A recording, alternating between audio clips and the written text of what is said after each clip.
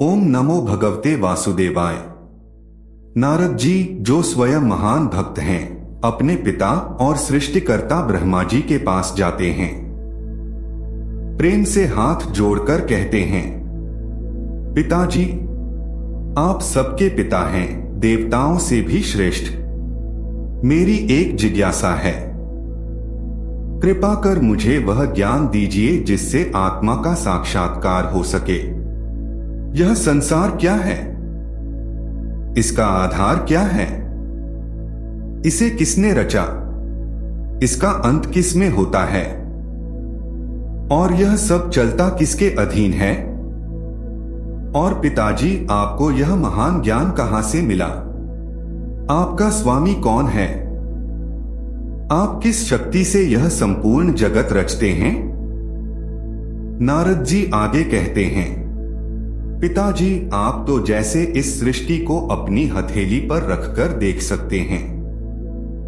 जैसे मकड़ी अपने भीतर से जाला निकालकर खुद ही उससे खेलती है, वैसे ही आप अपनी शक्ति से पंचभूतों द्वारा यह जगत रचते हैं। फिर भी आप घोर तपस्या करते दिखते हैं। इससे मुझे शंका होती है कि क्या आपसे भी कोई श्रेष्ठ है?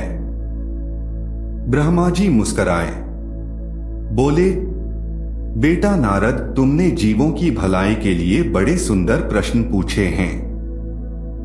जो तुमने मेरे विषय में कहा वह तब तक सत्य प्रतीत होता है जब तक भगवान, जो मेरे भी स्वामी हैं, नहीं जाने जाते।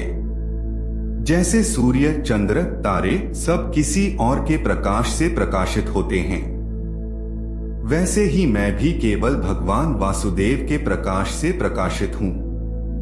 मैं जन्म का कारण दिखता हूँ, पर वास्तविक कारण तो वही परम पुरुष हैं। ब्रह्मा जी आगे समझाते हैं, यह संसार, यह द्रव्य, यह कर्म, यह काल, यह जीव, सब कुछ उन्हीं नारायण में स्थित है। देवता उन्हीं के अंग हैं, वेद उन्हीं से प्रकट हुए और सारे यज्ञ भी उन्हीं की प्राप्ति के लिए हैं। तपस्या, योग, ज्ञान सबका एक ही लक्ष्य है, नारायण।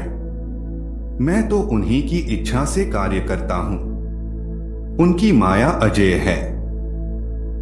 जो लोग उससे मोहित होकर मैं और मेरा कहते हैं, उन्हें यह सत्य नहीं दिखता। फिर ब्रह्मा जी बड़ी गहराई से सृष्टि का रहस्य बताने लगते हैं।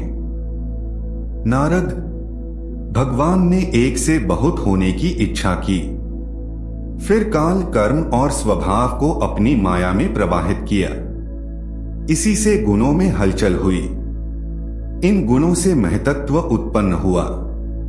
फिर अहंकार, जो 3 रूपों में विभाजित हुआ, वैकारिक, तेजस और तामस।